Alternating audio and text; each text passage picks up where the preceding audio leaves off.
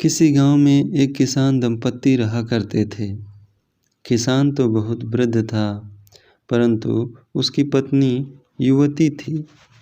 अपने पति से संतुष्ट न रहने के कारण किसान की पत्नी सदा परपुरुष की टोह में रहती थी।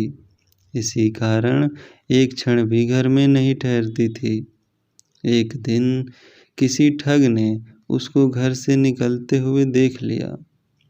उसने उसका पीछा किया और जब देखा कि वह एकांत में पहुंच गई है, तो उसके सम्मुख जाकर उसने कहा, देखो, मेरी पत्नी का देहांत हो चुका है।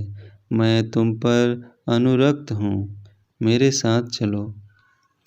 वह बोली, यदि ऐसी ही बात है तो मेरे पति के पास बहुत सा धन है। वृद्धावस्था के कारण वह हिलडुल नहीं सकता। मैं उसका सारा धन लेकर आती हूँ, जिससे कि हमारा भविष्य सुखमय बीते। ठीक है, जाओ, परंतु कल प्रातः काल इसी समय इसी स्थान पर मिल जाना। इस प्रकार उस दिन वह किसान की स्त्री अपने घर लौट गई। रात होने पर जब उसकी पति सो गया, तो उसने अपने पति का धन समेटा और उसे लेकर प्रातःकाल उसी स्थान पर जा पहुंची। ठग भी समय पर पहुंच गया था। दोनों वहां से चल दिए।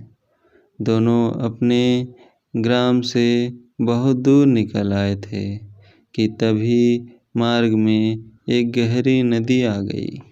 उस समय उस ठग के मन में विचार आया कि इस औरत को अपने साथ ले जाकर मैं क्या करूँगा, और फिर इसको खोजता हुआ कोई इसके पीछे आ गया तो वैसे भी संकट ही है।